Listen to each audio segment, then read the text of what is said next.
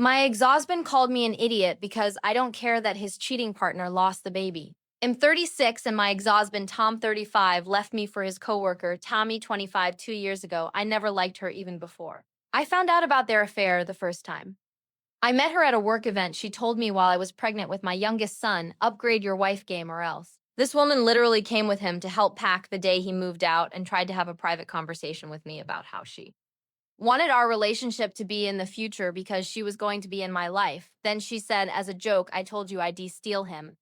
I'm not going to lie. I'm grateful she did because when my ex made a comment about her being 23 and her brain not fully developed, it disgusted me so much it broke my heart. I got everything in the divorce because I caught him in his Aventura Cloud and agreed to 5,050 joint custody for the sake of our children. I'm civil for the sake of my children so that we can both attend events without drama, but other than that, honestly, I don't care in the slightest. Around June, Tommy came instead of Tom to pick up the kids and practically jumped up to me to show off her engagement ring, saying she wanted me as a bridesmaid along with my daughter, something I didn't hear because I was in a rush taking our cat to the vet, according to Tom's messages. A few hours later, she got upset because I only mumbled something during their entire conversation, the same thing happened in September when she told me she was pregnant, which again annoyed her because of my lack of interest. In December, when she told me the moment I opened the car door, Tom will finally have a son, to which I sarcastically replied, I'm sure. Mr. Tom is excited to have an heir to take his lands and titles, which caused drama as well because Tom's family found it funny when Tammy was badmouthing me. December was the last time I saw her until today at the deliveries with Tom as they approached me. I noticed Tommy no longer looked pregnant. Tommy tearfully said, we lost the baby. I didn't respond. I told Tom that our second daughter has a birthday party tomorrow at 3 and our eldest has gymnastics at 5. Tommy literally yelled at me that I was heartless and bitter, then grabbed the girls' bags and left. Tom said I could show some humanity towards Tammy despite my feelings. She's my children's stepmother. I told Tom I didn't care what she was going through because outside of our children, I didn't care about them, and I didn't owe Tommy anything, especially pity. He called me an idiot along with other things and left. Usually this wouldn't bother me, but my ex-in-laws with whom I have a good relationship have told me I should have shown empathy towards Tammy, at least pretended to be concerned for the children's sake. User comments edit. You don't have to do anything for her. It's about co-parenting with your ex. I find it strange that she shares personal details of her life. Maybe she doesn't have friends or something, but that's not your problem. At the same office party where she told me to step up my wife game, some colleagues, if known for a long time, told me it's not okay because of how direct she is. Dear, you are enduring a horrible situation. Contact and serenity are important. You are protecting your children and young immature woman. Why should you worry about her distress? I admit it is a difficult loss. It's as if she wants you to congratulate her on her relationship with your ex-husband and sympathize with her problems. Your ex and his fiancé are delusional. Stay strong. Congratulations on starting a new life with your family. She once said that given my age, I should be mature for the sake of the children, and that we should present a united front forming a friendship. I won't lie, I stood there with my mouth open in shock for longer than I want to admit. Also tell your ex-in-laws I would love to see them take the right path with the person who truly wanted to destroy a home and did so with mine. I don't owe her anything. She deserves all the karma she received. More information. I am civil with both of them. I have never prevented them from coming to my house when events or parties coincided with my time. I give my daughters money and help them with gifts for the day, Father's Day or birthday. I told my ex from the beginning that it's about the girls, nothing more. After that, leave me alone. I would never speak ill of him to the children. Don't misunderstand me. At the beginning of it all, I spoke badly of both of them to my family and friends, but now I couldn't care less. I will say that Tommy is a good stepmother, which makes me happy. And in case you're wondering, these conversations with Tommy sometimes happen in front of the children while she's talking to me. They leave, head to the car, give me a goodbye, kiss and say, I love you. With the exception of our last meeting, we never raised our voices, and they're always conversations of 5 to 15 minutes. Depending on the event, she said she wanted to be friends and told people like my ex-in-laws that I can't leave the past behind for the sake of the children. She even called me pick. My oldest daughter told her father that it never said a bad word about them, so she wouldn't allow it either, nor would she tell them any information about me. Both Tommy and Tommy have asked the girls multiple questions in the past and tried to convince them that I was a bad person during the bridesmaid situation. My oldest daughter told me and her grandmother ex-mother-in-law that I told my ex I would take him back to court if it ever happened again. Her family said that would support me. Our oldest is 13, and then we have girls aged 12, 7, and 2. So I'm going to let them form their own opinions about them as they grow up. Besides, I can blame Tom for many things, but his love for his children isn't one of them. If Tommy ever hurt you, I know he wouldn't tolerate it, and my ex-in-laws would act quickly also. They're not married yet. I don't know why, honestly, because I didn't ask yes. Yes. I did ask for wedding dates because my two oldest wanted their hair and makeup done professionally for their father's wedding, but she never gave me a date. Maybe they postponed the wedding until they had the baby. I don't know. Tom said I should have been more mature for the girl's sake because Tommy was doing something special for us, like an olive branch. Apparently, she gave me a speech. Sorry when she asked, I'll be honest. She could have said something, but my cat was extremely sick and vomiting, so I was more interested in taking him to the vet. Finally, I'm enjoying my life. Honestly, life being single is so underrated. I adopted two senior cats last week because I found out at my local book club that our shelter has an end of life event every month so you can give a senior cat a loving home before the end. I think when my kids grow up, I'm going to be the crazy cat lady everyone thinks is a witch. Update 1. Today I texted Tom saying that due to Tammy's mental state, I would prefer that he or his mom handle all the pickups from now on. Also, if Tommy's mental health gets worse, I want the girls to be with me full time for a couple of weeks until it's a healthier environment for them. Tom tried to call me, but I texted back I prefer texts. He said he wanted to have a heart to heart.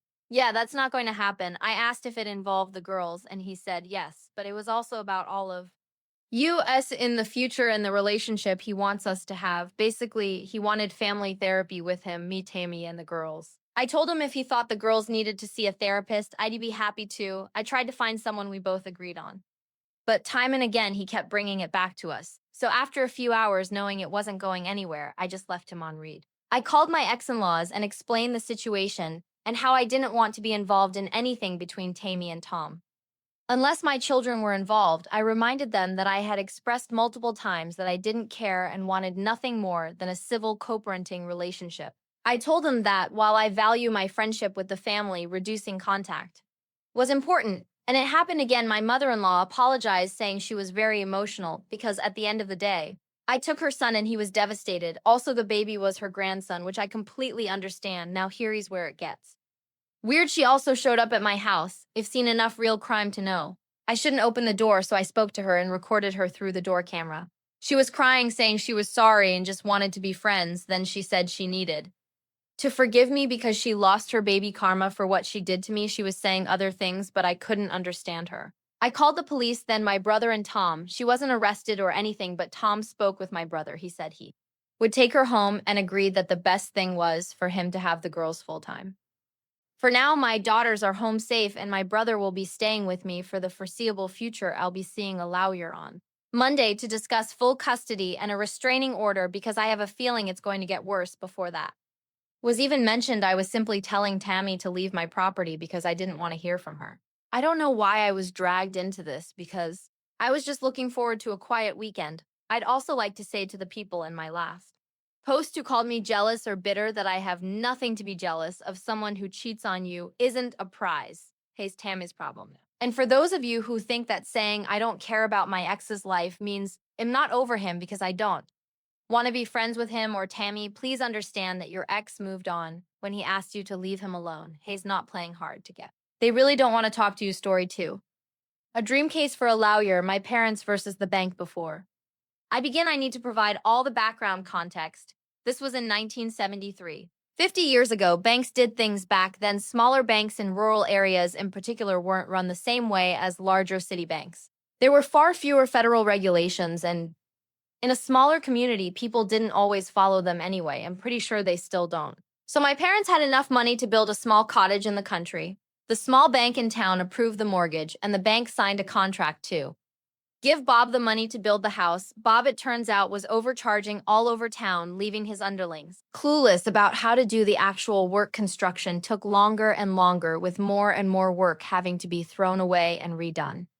We're not talking about using the wrong paint color or nailing on some crooked trim. Here, the architect forgot to erase a line on the plans, and the builders built a wall through the bathtub. My mother was told Don't put anything heavy on the kitchen. Cabinets because they were attached to cardboard, not studs, using a few roofing nails through from the back of each cabinet. The garage door opening was framed into the living room instead of facing the driveway, and so on. When the bank representative showed up for the final inspection, my parents saw him in the front yard and refused to approve Bob's work. The representative got angry since the bank had paid Bob a lot of money. He went to the front door and pulled the handle, at which point the entire door, including the frame, fell on top of him. It had simply been placed, not nailed in place, the bank called Bob, who finally showed up to supervise the work himself. The only problem was that Bob wasn't any better at building a house than his subordinates. My parents still refused to approve the house. My mother was a styrofoam mom in a bad rental with two young children, while my dad worked two jobs. While this was happening throughout the whole process, the bank and Bob treated them very badly. They harassed my mom and lied to my dad. What should have been an exciting moment for my parents was ruined. My mom cried a lot, and my dad finally, the bank threatened my parents with foreclosure, and Bob threatened to sue them for breach of contract because the bank refused to pay him more money. So my exhausted parents went to a lawyer and gave him all the details: plumbing problems, electrical issues, tile problems, whole sorry mess. My parents were scared. All they had was their small savings for the down payment, so if this turned into a long legal battle, the bank and Bob would win the lawyer. Tom was friendly, but my dad said he could tell that he and Mom were doomed from Tom's facial expressions as he reviewed the documents. Then abruptly, Tom smiled. Let's get everyone together for a meeting tomorrow, he told my parents. My parents, Tom, the bank representative, the bank's lawyer. Bob and Bob's lawyer met at the bank. Tom didn't give anyone more time to start. Well, my clients have decided they no longer want this house. Please withdraw it. Everyone else started laughing. Withdraw it. Have you gone mad? Tom, with a sweeping, theatrical gesture, placed a deed on the table. My clients own the land on which the house is built. They no longer want the house. Remove the house from my client's land. Bob's lawyer stared at the deed, then turned and looked at Bob. You built a house on land you don't own. Bob, the bank's lawyer, nodded and started yelling at the bank representative. They didn't finance the land the house was on. The representative stammered. No, Tom said firmly. As I said, gentlemen, you are encroaching on my client's land. I expect the house to be removed and the land returned to its original state immediately. My dad said, head, remember the blank stares everyone across the table exchanged for the rest of his life. Sure, the bank could foreclose on a house that wouldn't exist by the end of the week with no way to recover the money. They didn't even own the land it was built on. Bob lost the 50 head paid out of pocket. Plus, he had to tear the house down and remove it. And the bank would probably want him to return the initial 50 they'd given him. They could have sued my parents. Sure, a foreclosure would have meant bad credit for my parents in the future. They could lose their down payment, but signing over the house in its condition at that point would have meant thousands and thousands of dollars in cash to replace and repair everything from the roof to the basement before that the house could be safely habitable. The bank knew my parents didn't have that kind of money. They were the ones who approved the mortgage. Suddenly, my parents were good people. It was all a misunderstanding. The bank and Bob couldn't do enough for them. The house was immediately adjusted to the original plans and specifications at no additional cost to my parents, but at considerable cost to Bob. My parents signed the mortgage. Bob received the rest of their money and almost broke even on construction. The bank representative was fired, and Tom, an extraordinary lawyer, got a triumphant story to tell other lawyers for the rest of his life.